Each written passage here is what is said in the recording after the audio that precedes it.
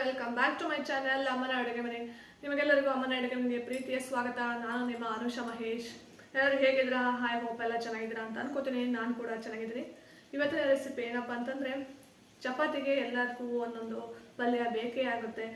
ಹಲವಾರು ಪಲ್ಯಗಳನ್ನು ನಾವು ಮಾಡ್ತಾ ಇರ್ತೀವಿ, ತಿಂತಾ ಇರ್ತೀವಿ. ಅದರಲ್ಲಿ ಇದು ಒಂದು ಪಲ್ಯ ನಿಮಗೂ ಕೂಡ ಇಷ್ಟ ಆಗುತ್ತೆ. ಎಲ್ಲ ತರಕಾರಿಗಳನ್ನು ಯೂಸ್ ಮಾಡಿಕೊಂಡು ಯಾವ ರೀತಿ ಒಂದು ಪಲ್ಯನ, ಯಾವುದೇ ಮಸಾಲೆನ ಹಾಕ್ತೀನಿ, ಯಾವ ರೀತಿ ಮಾಡೋದು ಅಂತ ತೋರಿಸ್ಕೊಡ್ತಾ ಇದ್ದೀನಿ. ಬನ್ನಿ ಒಂದು ತರಕಾರಿ ಪಲ್ಯಕ್ಕೆ ಬೇಕಾಗಿರುವ ಸಾಮಗ್ರಿಗಳನ್ನು ನೋಟ್ ಮಾಡ್ಕೊಳ್ಳೋಣ.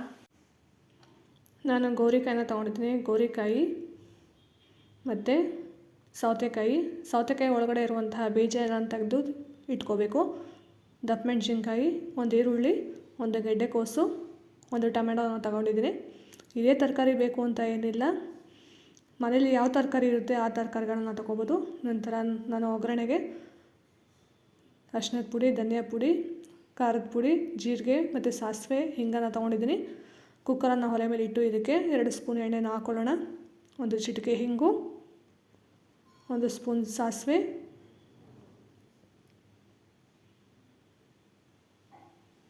1 ಸ್ಪೂನ್ ಜೀರಿಗೆ, ಗೋರಿಕಾಯಿ ಈ ರೀತಿ ಸಣ್ಣದಾಗಿ ಕಟ್ ಮಾಡ್ಕೋಬೇಕು. ಮತ್ತು ಗೆಡ್ಡೆಕೋಸು ಇವೆರಡನ್ನು ಹಾಕಿ ಚೆನ್ನಾಗಿ ಹುರ್ಕೊಳ್ಳೋಣ. ಗೋರಿಕಾಯಿ ಮತ್ತು ಗೆಡ್ಡೆಕೋಸು ಸ್ವಲ್ಪ ಬೇಯೋದಕ್ಕೆ ಟೈಮ್ ಆಗುತ್ತೆ.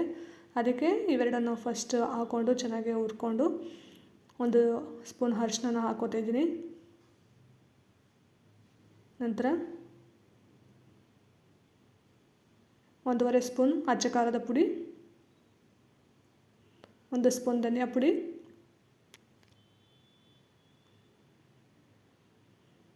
ರುಚಿಗೆ ತಕ್ಕಷ್ಟು ಉಪ್ಪನ್ನು ಹಾಕ್ಕೊಳ್ಳೋಣ. ಇಷ್ಟನ್ನು ಹಾಕ್ಕೊಂಡು ಮಸಾಲೆ ಎಲ್ಲ ತರಕಾರಿ ಜೊತೆ ಮಿಂಗಲ್ ಆಗಬೇಕು. ಅದನ್ನು ಮಿಕ್ಸ್ ಮಾಡ್ಕೊಳ್ಳೋಣ. ಮಿಕ್ಸ್ ಮಾಡ್ಕೊಂಡ ನಂತರ ಸ್ವಲ್ಪ ನೀರನ್ನು ಆ್ಯಡ್ ಮಾಡ್ಕೊತಾ ಇದ್ದೀವಿ. ಯಾಕೆಂದರೆ ಗೋರಿಕಾಯಿ ಬೇಯಬೇಕು. ಬೇರೆ ತರಕಾರಿಗಳನ್ನು ಇದರಲ್ಲಿ ಇವಾಗಲೇ ಆ್ಯಡ್ ಮಾಡ್ಕೊಂಡಿಲ್ಲ. ಗೋರಿಕಾಯಿ ಬೆಂದ ನಂತರ ನಾವು ಬೇರೆ ತರಕಾರಿಗಳನ್ನು ಆ್ಯಡ್ ಮಾಡ್ಕೋತೀವಿ. ತರಕಾರಿ ಬೇಯಲಿ ಅಂತ ಹೇಳ್ಬಿಟ್ಟು 1 ವಿಷಲ್ ಕೂಗಿಸ್ಕೊಳ್ಳೋಣ. 1 ವಿಷಲ್ ಕೂಗಿದೆ ನೋಡಿ, ಗೋರಿಕಾಯಿ ಯಾವ ರೀತಿ ಬೆಂದಿದೆ ಅಂತ ಹೇಳ್ಬಿಟ್ಟು. ನಂತರ ಉಳಿದಿರುವಂಥ ತರಕಾರಿಗಳನ್ನು ಸೇರಿಸ್ಕೊಳ್ಳೋಣ. ಕಟ್ ಮಾಡಿ ಇಟ್ಕೊಂಡಿರುವಂತಹ ಸೌತೆಕಾಯಿ, ಕ್ಯಾಪ್ಸಿಕಮ್, 1 ಈರುಳ್ಳಿ,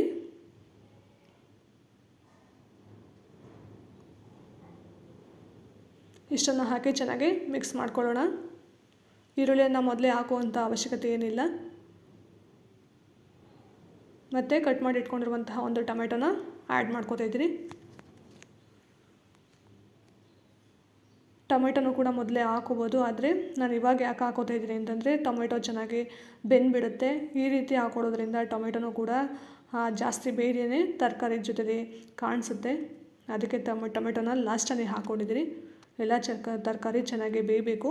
ನೀರನ್ನು ಇವಾಗ ಹಾಕೋ ಅವಶ್ಯಕತೆ ಇಲ್ಲ, ಯಾಕೆಂದರೆ ಟೊಮೆಟೊ ಮತ್ತು ಸೌತೆಕಾಯಿನ ಹಾಕೋದ್ರಿಂದ ಸ್ವಲ್ಪ ನೀರನ್ನು ಅದೇ ಬಿಟ್ಕೊಡುತ್ತೆ. ನೋಡಿ ಯಾವ ರೀತಿ ರೆಡಿಯಾಗಿದೆ ಅಂತ ಹೇಳ್ಬಿಟ್ಟು. ಫೈನಲಿ ಯಾವುದೇ ಮಸಾಲೆನ ರುಬ್ದೇನೆ ನಾವು ತರಕಾರಿ ಪಲ್ಯನ ಯಾವ ರೀತಿ ರೆಡಿ ಮಾಡಿದ್ವಿ ಅಂತ ನೋಡಿದ್ವಿ ಅಲ್ಲ.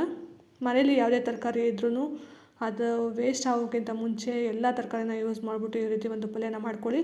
ಇದನ್ನು ಚಪಾತಿ ಜೊತೆಲಿ ಅಥವಾ ರೊಟ್ಟಿ ಜೊತೆಲಿ, ದೋಸೆ ಜೊತೆಲಿ ಯಾವುದ್ರ ಜೊತೆ ಬೇಕಾದರೂ ತಿನ್ಬೋದು. ಉಪ್ಪಿನಕಾಯಿನ ಜೊತೆಲಿ ಹಂಚ್ಕೊಂಡು ತಿನ್ನೋದ್ರಿಂದ. ನೋಡಿದ್ರೆ ಅಲ್ವಾ ಫ್ರೆಂಡ್ಸ್, ತರಕಾರಿ ಪಲ್ಯನ ಯಾವ ರೀತಿ ಮಾಡ್ಬೋದು.